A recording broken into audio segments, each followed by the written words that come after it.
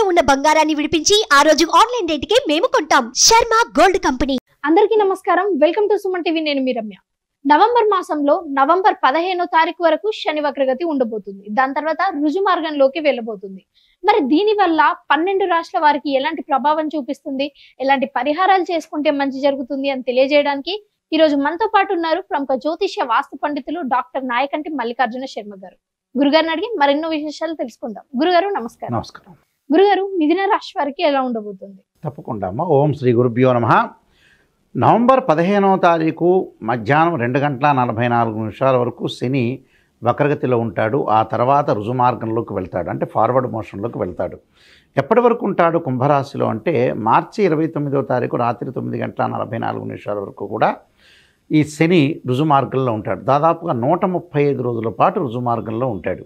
ఈ రుజుమార్గంలో ఉండటం వల్ల మిథున రాశి వాళ్ళకి ఎలాంటి ఫలితాలు ఉండబోతున్నాయి మనం చూసుకునేటట్లయితే, సహజంగా శని గోచారరీత్యా 3, 6, 11 స్థానాల్లో సుఫలితాలను ఇస్తాడని గోచారం చెప్తుంది శాస్త్రంలో. మరి శని ఆయుష్కారకుడు, ఆరోగ్యకారకుడు, పనుల విషయంలో కూడా అన్నిట్లో కూడా కొంత శని యొక్క ప్రభావం అనేది బాగా ఎక్కువగా ఉంటుంది. ఆరోగ్యం మహాభాగ్యం అన్నారు. ఆరోగ్యం బాగుంటేనే మనం పనులు చేయగలుగుతాం. మనం వర్త్ఫుల్గా ఉండాలంటే ఆరోగ్యం అనేది చాలా అవసరం, నెససరీ. ఇక్కడ మరి ఈ మిథున రాశి వాళ్ళకి ఎలా ఉండబోతుంది అంటే, మిథున రాశి వాళ్ళకి భాగ్యస్థానంలో శని యొక్క సంచారం. భాగ్యస్థానంలో శని యొక్క సంచారం వల్ల బంధువుల్లో కొంత మరణ వార్తలు వినటం ఒకటి, రాబడి అనేది కొంత వస్తున్నా కూడా అధికంగా ఖర్చు చేసే అవకాశాలు బాగా ఎక్కువ ఉంటుంది. అంటే ఆరోగ్యపరంగా కూడా ఫస్ట్ ప్రయారిటీ ఇవ్వాలి. అంటే దీర్ఘకాలిక వ్యాధులు ఉన్న వ్యక్తులు కానీ, దీర్ఘకాలిక వ్యాధులు లేని వ్యక్తులు కానీ ఆరోగ్యం పట్ల శ్రద్ధ పెట్టడం అనేది చాలా ఇంపార్టెంట్. అలా రుణాలకు సంబంధించిన విషయాల్లో కూడా కొంత జాగ్రత్తగా ఉండాలి. అంటే గతంలో ఏదైతే మనం రుణాలు తీసుకున్నామో అలాంటి రుణాలు తీసుకున్న తర్వాత వాళ్ళందరూ కూడా కొంత పట్టి పీడించే అవకాశాలు బాగా ఎక్కువ ఉంటాయి. అలానే పట్టి పీడించడం ఒకటి, ఇంట్లో లేకపోవటం ఒకటి, స్థానచలనం జరగటం ఒకటి, బయటికి వెళ్ళిపోవటం ఒకటి, ఇలాంటి ఇన్సిడెంట్స్ ఎక్కువగా జరుగుతుంటాయి. కాబట్టి ఆదాయం అనేది బాగా పెరుగుతున్నా కూడా ఖర్చులు అనేవి మితిమీరంగా ఉంటాయి. కాబట్టి ఆ మితిమీరిన ఖర్చులు కొంత తగ్గించుకోవాలి. అలానే నూతన వ్యాపారాలు లాభించే అవకాశాలు బాగా ఎక్కువ ఉంటాయి. అలానే వ్యాపారంలో పెట్టుబడులు పెట్టచ్చు, దాని విషయంలో ఏం ప్రాబ్లం లేదు. కానీ ఆదాయాన్ని మనం ఎంతైతే వస్తుందో ఆ ఆదాయాన్ని పొదుపు చేసుకోవటం కూడా ఇంపార్టెంట్. ఇక్కడ వస్తుంది కదా అని విపరీతంగా ఖర్చు పెడితే కూడా నష్టపడే అవకాశాలు ఎక్కువ ఉంటాయి.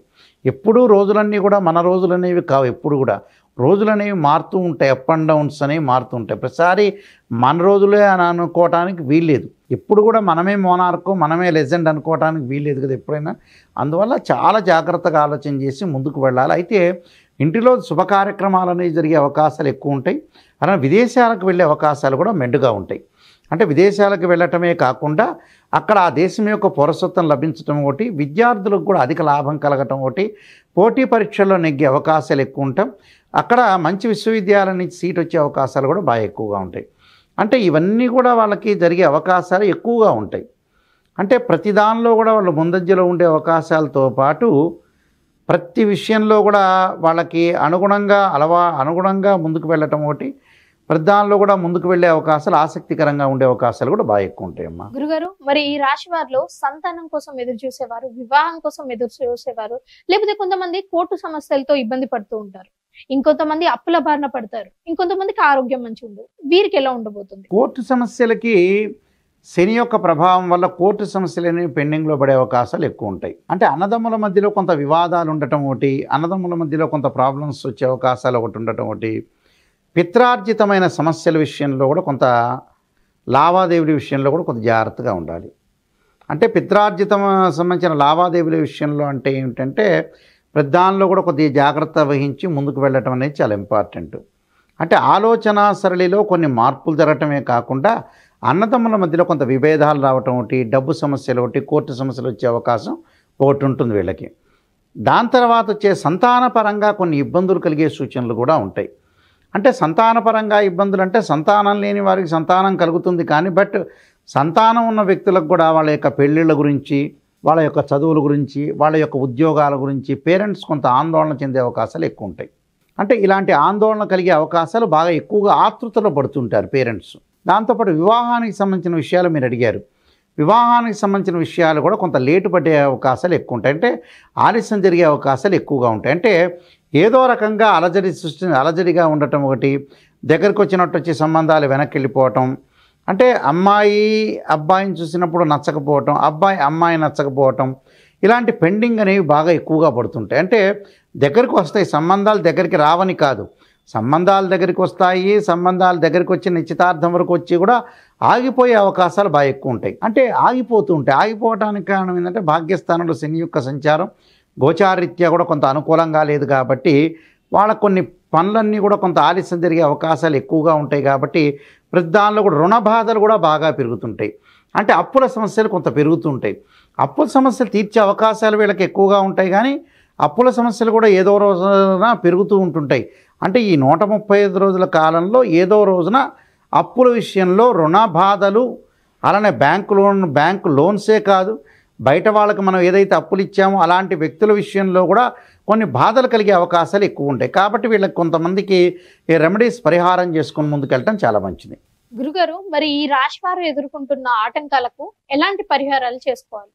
ముఖ్యంగా వాళ్ళకి రుణ బాధలు తగ్గాలంటే గణపతి యొక్క ప్రార్థన చేయటం ఒకటి, బెల్లం దానం చేయటం అనేది మంచిది. అంటే బుధవారం రోజున కానీ హస్త నక్షత్రం రోజున కానీ బెల్లం దానం చేయటం ఒకటి. అలానే గణపతి యొక్క స్తోత్రాలు, అంటే రుణానికి సంబంధించిన స్తోత్ర పారాయణం చేయటం ఒకటి, అప్పుల బాధలు తగ్గించుకోవడానికి గుడదానం అంటే బెల్లం దానం చేయటం ఒకటి. దాంతోపాటు వివాహ సమస్యలు వచ్చిన వాళ్ళు ఎక్కడైనా సరే సీతారాముల యొక్క కళ్యాణం కానీ శివపార్వతుల యొక్క కళ్యాణం కానీ దేవాలయంలో చేపించడం ఒకటి, వాళ్ళ యొక్క జాతకాన్ని కరెక్ట్గా చూసుకొని ముందుకెళ్ళటం ఒకటి, వాళ్ళ యొక్క బర్త్ చార్ట్ని తీసుకొని గోచారం, కేవలం గోచారం అనేది ఇప్పుడు చెప్పేది మనం గోచారం అనేది, బర్త్ చార్ట్ జాతకాన్ని తీసుకొని పూర్తిగా అనాలిసిస్ చేసి దాన్ని పరిహారాలు చేసుకోవటం మంచిది. ఎక్కడైనా సరే దేవాలయంలో కళ్యాణం చేయటం చాలా మంచిది. ఆరోగ్యం అనేది కొంత కుదుటపడాలంటే ఖచ్చితంగా శరీరే జర్జరీభూతే వ్యాధిగ్రస్తే కళేబరే ఔషధం జాహ్నవీతోయం వైద్యో నారాయణరి అనే మంత్రాన్ని కూడా చక్కగా చదువుకోవటం వల్ల వీళ్ళకి మంచి జరిగే అవకాశం ఉంటుంది. మిథున రాశి వాళ్ళందరికీ కూడా శని రుజుమార్గంలో ఉండగా వీళ్ళందరికీ కూడా మంచి జరగాలని ఆశిస్తూ సర్వే జనాసుకునో భవంతు. గురుగారు, ఈ రాశి వారికి ఎలా ఉండబోతుంది, ఎలాంటి పరిహారాలు చేసుకోవాలి, ఎలాంటి మంత్రపఠనం చేసుకోవాలి అని చాలా చక్కగా అందరికి అర్థమయ్యే విధంగా తెలియజేశారు. ధన్యవాదాలు. నమస్కారం.